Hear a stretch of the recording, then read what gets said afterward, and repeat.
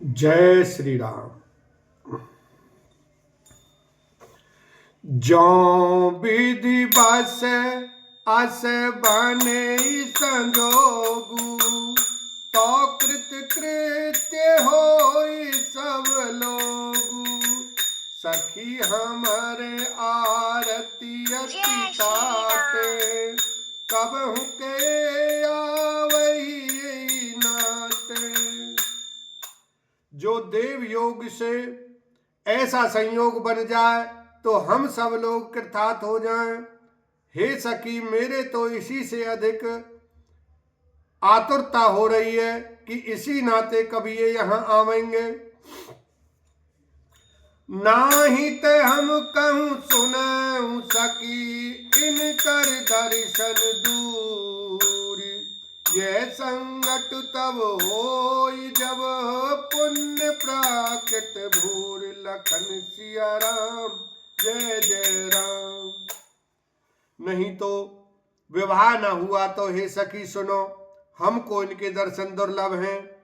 यह संयोग तभी हो सकता है जब हमारे पूर्व जन्मों के बहुत पुण्य हो। बोली अपर कहेउ सखिनी का, एहि बिहाय अति हित सबही का। को कह शंकर चाप कठोरा, ए श्यामल मृदु गात किशोरा। दूसरी ने कहा, हे सखी, तुमने बहुत अच्छा कहा, इस विवाह से सभी का परम हित है। किसी ने कहा, शंकर जी का धनुष कठोर है और ये सांवले राजकुमार कोमल शरीर के बालक हैं। सब असमंजस अहै सयानी, यह सुनि अपर कहई मृदुबानी। सखी इनके को अस कहीं, बड़ प्रभाव देखत लगु अहं। हे सयानी, सब असमंजस ही है। यह सुनकर दूसरी सखी कोमल वाणी से कहने लगी, हे सखी, इनके संबंध में कोई कोई ऐसा कहते हैं कि ये देखने में तो छोटे हैं पर इनका प्रभाव बहुत बड़ा है। परसि जासु पद पंकज धूरी, करी अहिल्या कृत अगभूरी। सो किरई बिनु शिव धनु तोर, यह प्रतीति परिहरियन भोर। जिनके चरण कमलों की धूलि का स्पर्श पाकर अहिल्या तर गई, जिसने बड़ा भारी पाप किया था, वे क्या शिव जी का धनुष बिना तोड़े रहेंगे। इस विश्वास को भूलकर भी नहीं छोड़ना चाहिए। जेहि बिरांची रचि सियहि सवारी, तेहि श्यामल बरु रचेउ बिचारी। तासु बचन सुन सब हरसानी, ऐसे ही होऊ कहीं मृदुबानी। जिस ब्रह्मा ने सीता को संवार कर बड़ी चतुराई से रचा है, उसी ने विचार कर सांवला वर भी रच रखा है। उसके ये वचन सुनकर सब हर्षित हुई और कोमल वाणी से कहने लगी, ऐसा ही हो।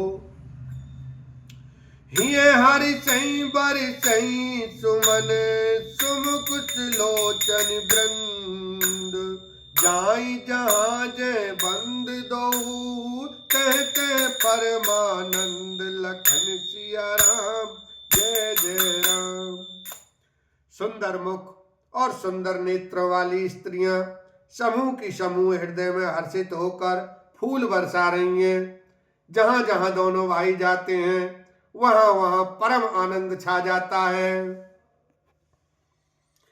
पुर पूरव दिशि गे दो भाई, जह धनुम कहत भूमि बनाई।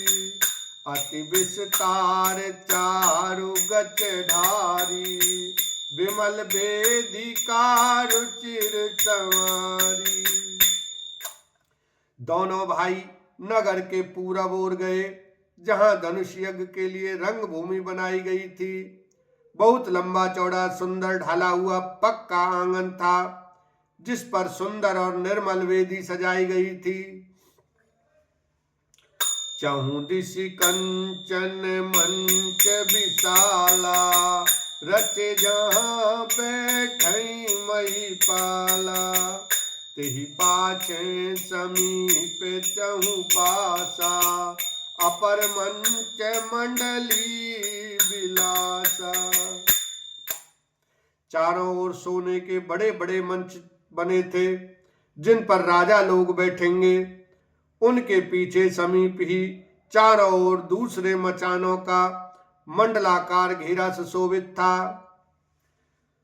कछुक ऊंची सब भांति सुहाई, बैठे नगर लोग जह जाई। तिनके निकट विशाल सुहाए, धवल धाम बहु भरन बनाए।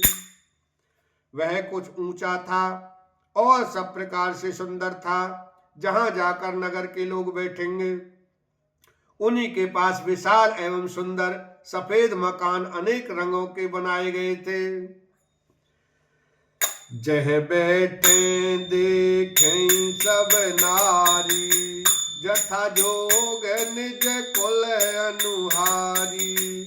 पुर बालक कही कही मृदु बचना, सादर प्रभु ही दिखावई रचना। जहां अपने अपने कुल के अनुसार सब स्त्रियां यथायोग्य जिसको जहां बैठना उचित है बैठकर देखेंगी। नगर के बालक कोमल वचन कह कहकर आदर पूर्वक प्रभु श्री रामचंद्र जी को यज्ञशाला की रचना दिखला रहे हैं। सब शिशु एहि मिस प्रेम बस, परसि मनोहर गात। तन पुल कहीं अति हरस ही है, देख देख दो भ्रात लखन सिया राम, जय जय राम। सब बालक इसी बहाने प्रेम के वश होकर श्री राम जी के मनोहर अंगों को छूकर शरीर से पुलकित हो रहे हैं, और दोनों भाइयों को देख देख कर उनके हृदय में अत्यंत हर्ष हो रहा है। शिशु सब राम प्रेम बस जाने, प्रीति समेत निकेत बखाने। निज निज रुचि सब लेहि बुलाई, सहित स्नेह जाई दो भाई। श्री रामचंद्र जी ने सब बालकों को प्रेम के वश जानकर यज्ञ भूमि के स्थानों की प्रेम पूर्वक प्रशंसा की। इससे बालकों का उत्साह, आनंद और प्रेम और भी बढ़ गया, जिससे वे सब अपनी अपनी रुचि के अनुसार उन्हें बुला लेते हैं, और प्रत्येक के बुलाने पर दोनों भाई प्रेम सहित उनके पास चले जाते हैं। राम दिखावहि अनुज ही रचना, कही मृदु मधुर मनोहर बचना। लव निमेष महु भुवन निकाया, रचै जासु अनुशासन माया।